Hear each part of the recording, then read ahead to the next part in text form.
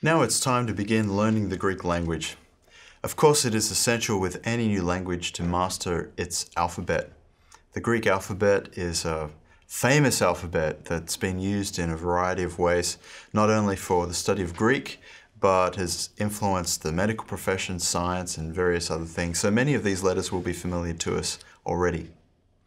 The ancient Greek alphabet developed from the Phoenician alphabet and settled in its current form around about 900 BC.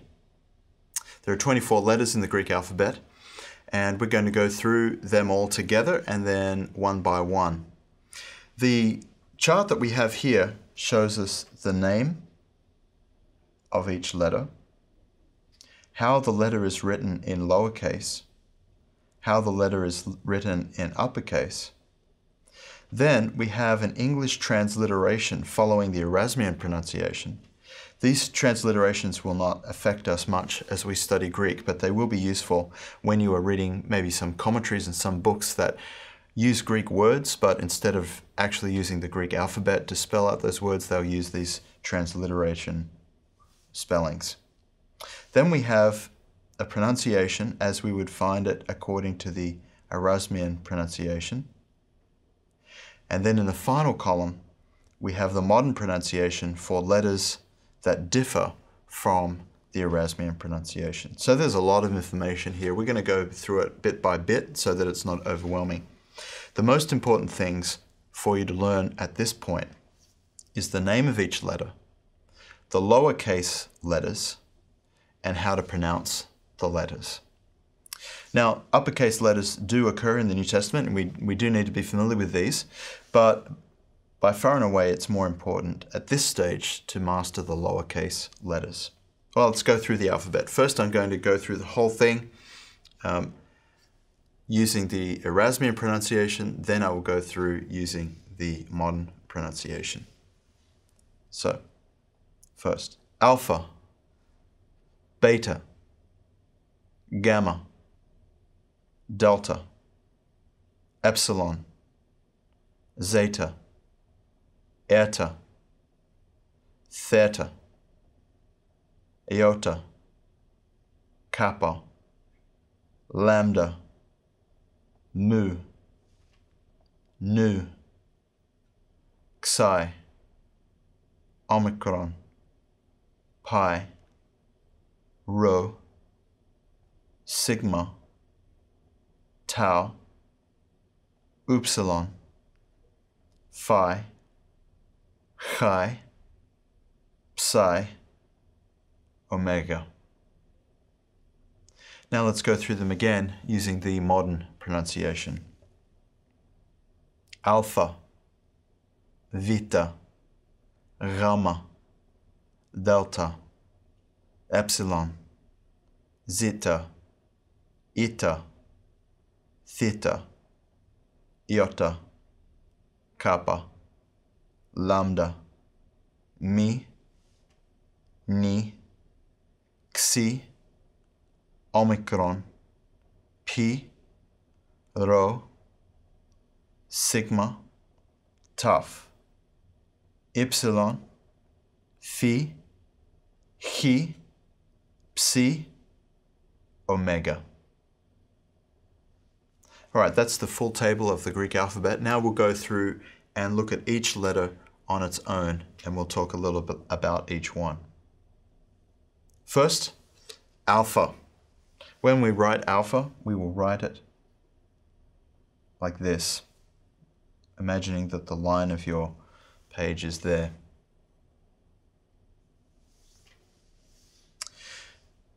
So we'll see that the lowercase alpha is very similar to our English lowercase a, and the uppercase alpha is exactly the same as our uppercase A.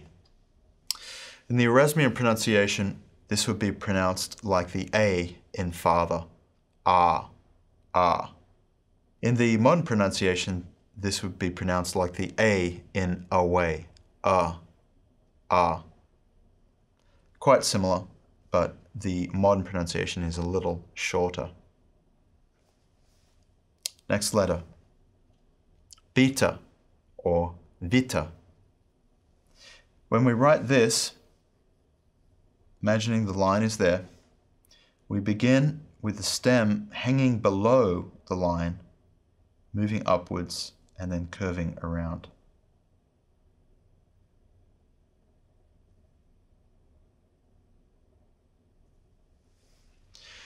Now, this looks a little bit like our English capital B, but with some obvious differences with the stem, and it's a little more rounded.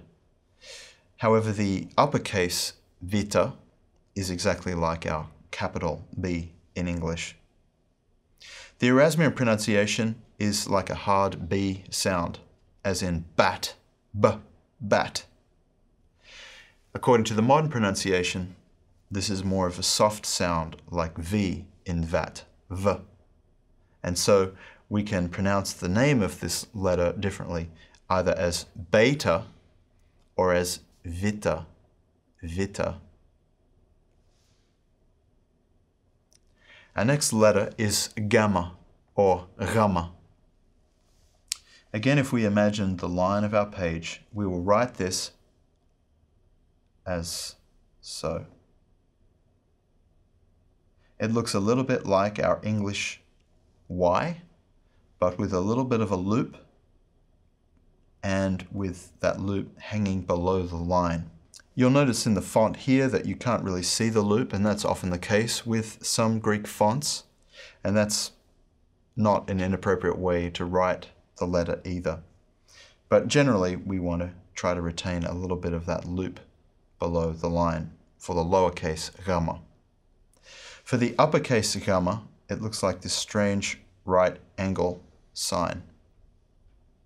Now, according to the Erasmian pronunciation, this is a hard G sound, like G in get.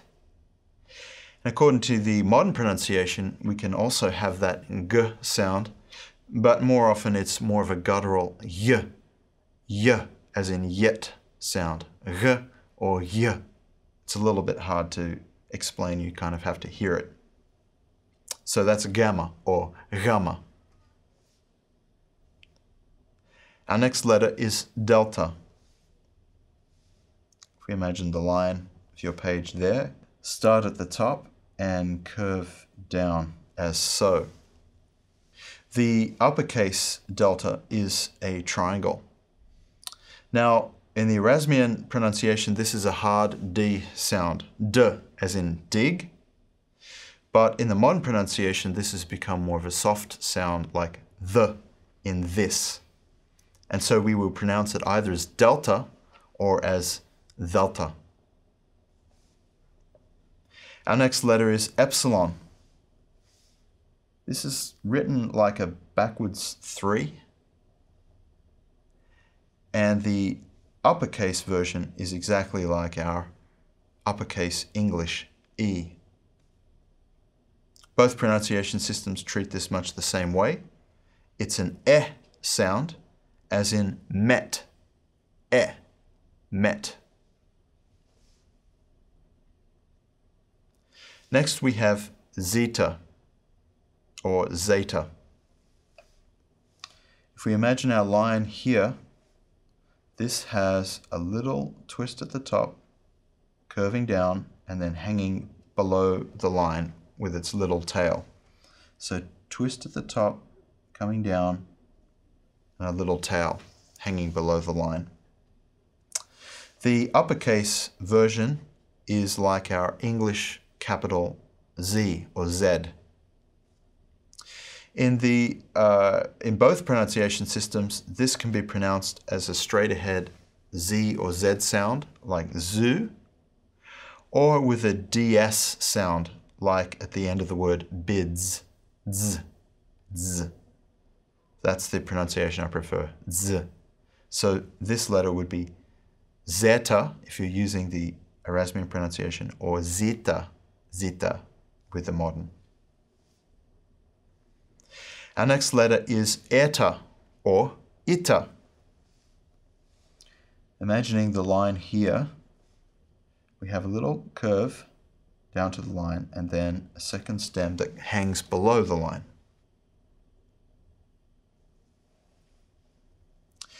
The uppercase version of Eta or Ita is like our English capital H. In the Erasmian pronunciation, this is pronounced as an AI sound, as in air, air, air. According to the modern pronunciation, this is more like the I sound in spit, I, spit. Now I recognize that not all my viewers will pronounce spit the same way that I do. So we can also use the French word petite, I, petite, I, I. It's an I sound. This is one of the most major differences between Erasmian and modern pronunciations, because in fact we will see a number of vowels that will have this I sound, like the Eta or Ita. So this letter is known as Eta or Ita. Next we have Theta or Theta. This is written kind of like an O shape with a belt.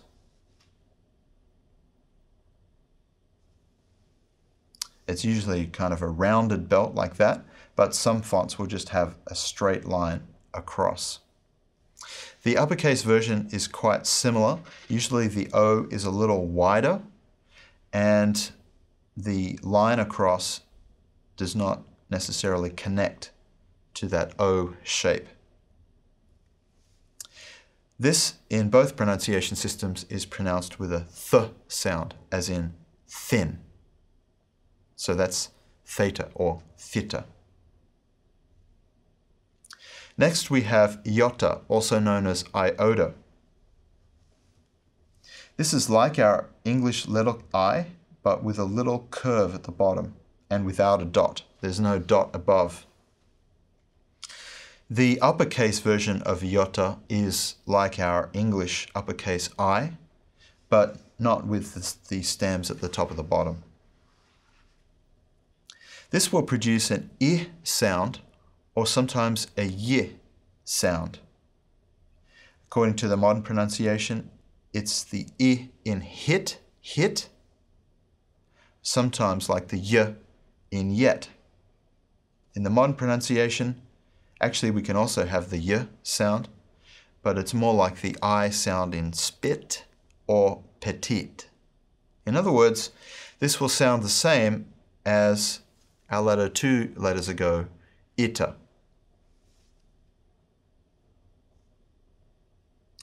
Next we have Kappa. The lowercase kappa is written like our English K, but in English we would have a longer stem for the lowercase. That's not the way it's written in Greek. The lowercase kappa really just looks like the uppercase kappa, but a smaller version of it. And the uppercase kappa is just like our capital letter K. In both pronunciation systems, this is just like our English letter K in kid, K. Next we have Lambda. This is written with a slight curve at the top, stem going down to the bottom, and then a second stem, as so. Be a little bit like a camel. The uppercase version of Lambda is like an English upside down V, as we see there. In both pronunciation systems, this is our L sound, like the English letter L, as pronounced in leg, L, leg. Next we come to Mu, or Mi.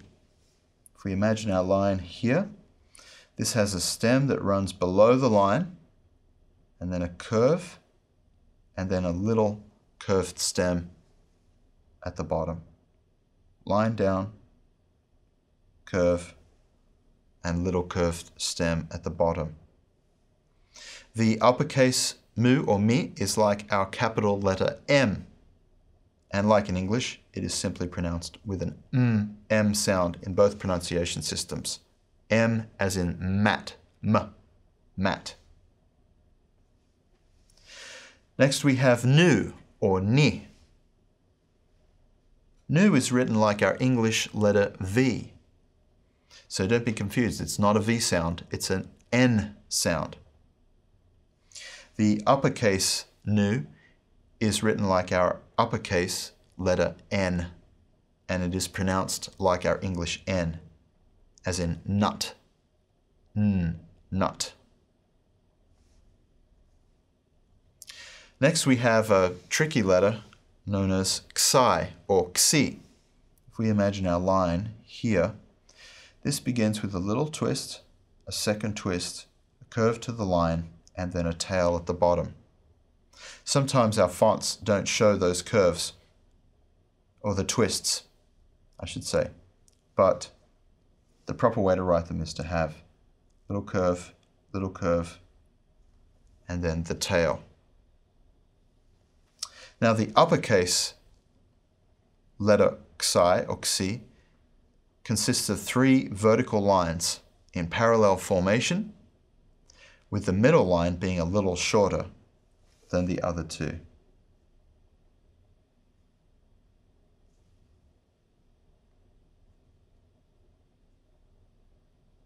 Like that.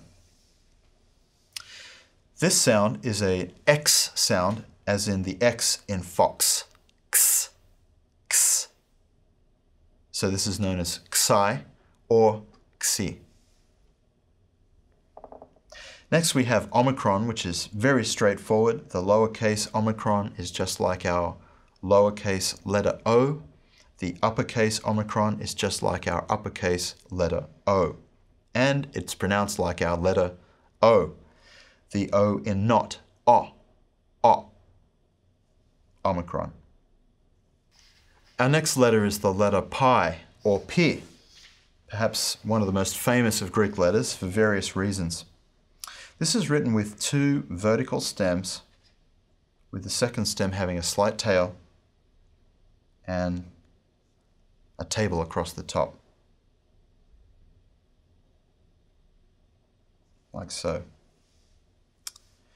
The uppercase version of pi or P looks like this, kind of a strange shape, maybe like a square horseshoe or something like that.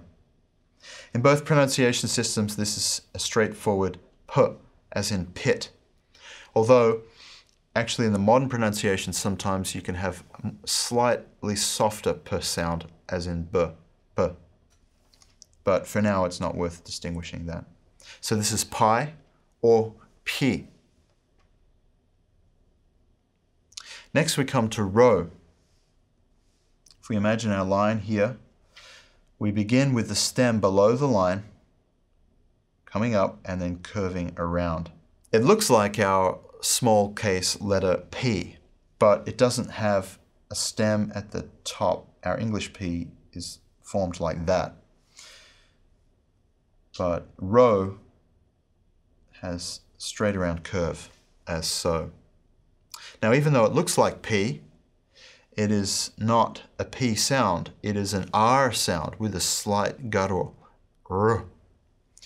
Now, the uppercase letter rho is actually like our uppercase letter P, so this can be confusing. Looks like P, but it actually sounds like R, as in rug, R, rug, R. That's rho. Our next letter is the Greek letter sigma. This is formed by curving and shooting out like that, as so. Now, the lowercase sigma has 2 forms. The second form, if we imagine the line here, is a little bit like our little letter S in English, but the top curve is bigger than the smaller curve, and the smaller curve hangs below the line. That bottom curve is the smaller curve. There we see it. Now this second form is what's known as the final sigma. So whenever sigma occurs at the end of a word, it will be formed like this and not like this. So this sigma will be used at the beginning and in the middle of words.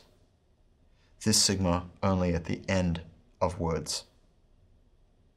The uppercase sigma looks like this letter. Often in English, for some reason, people think this is an E letter. I guess it looks like a capital letter E to some extent, but it is formed as so. In the Erasmian pronunciation, sigma is pronounced with a z sound, as in hose, hose, z. In the modern pronunciation, it's more of a straightforward S sound, as in sit, sit. So that's sigma. Next we come to tau, or tav. The lowercase tav looks a little bit like our capital T, but is shorter, has a curve at the bottom of the stem, but has that table going across, like our capital T.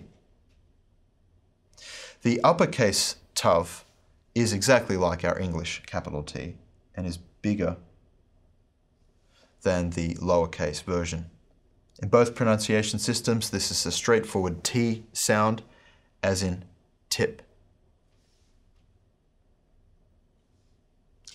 Next is upsilon, or Epsilon.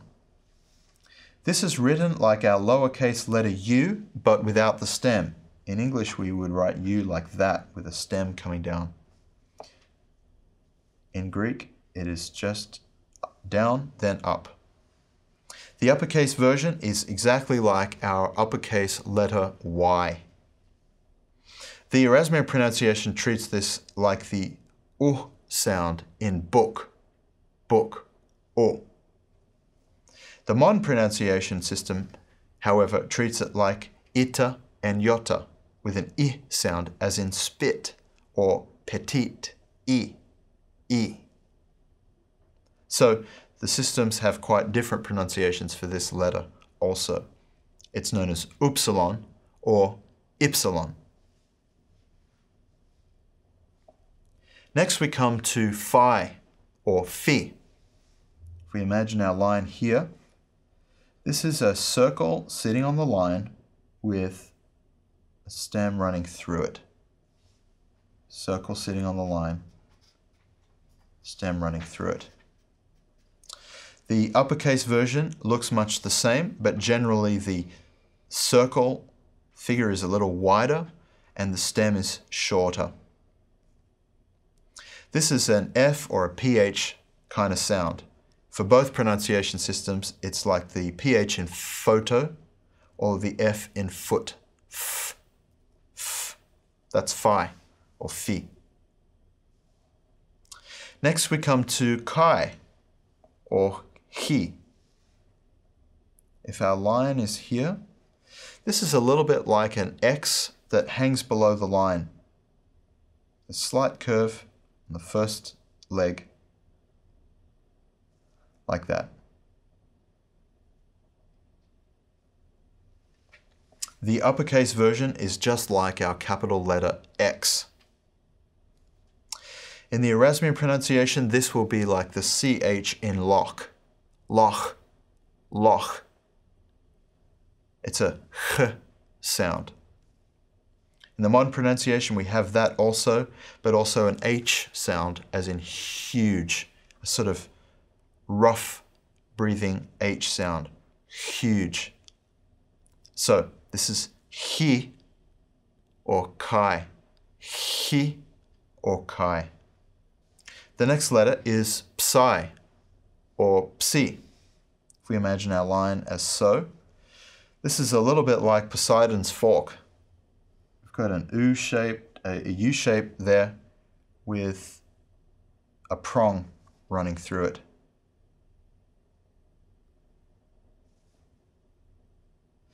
The uppercase is much the same, a little bigger with a shorter stem.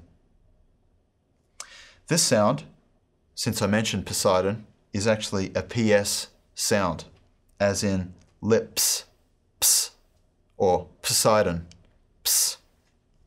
So this letter is psi, or psi.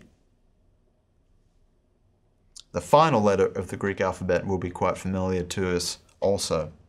This is omega. The lowercase looks like our English W, but with soft curves rather than hard angles. As so. The uppercase omega is a little bit like an OK capital O shape with feet. Feet that stick out to the side like that.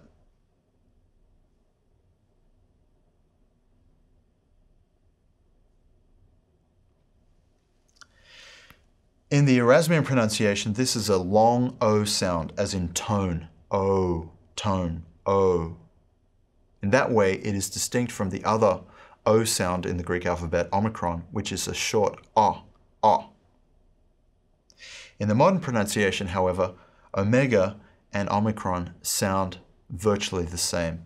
It's a short O sound, O, not O, O. This is Omega. So bringing it all together, we see the 24 letters of the alphabet with their lowercase forms, uppercase forms here, Erasmian pronunciation, and modern variations. It's vital that you learn and master this alphabet as quickly as possible, because we cannot progress any further with the learning of Greek without having a clear grasp of these letters. I think you will find that the Greek alphabet is fun. It's interesting in various ways. There are some similarities with the English alphabet. And I find it beautiful, actually. So enjoy the learning of these letters. You might find it helpful to perhaps tackle it with 4 letters at a time. Take alpha, Vita, Gamma, Delta at a time, master those, and then move on to the next 4 and progress in that way.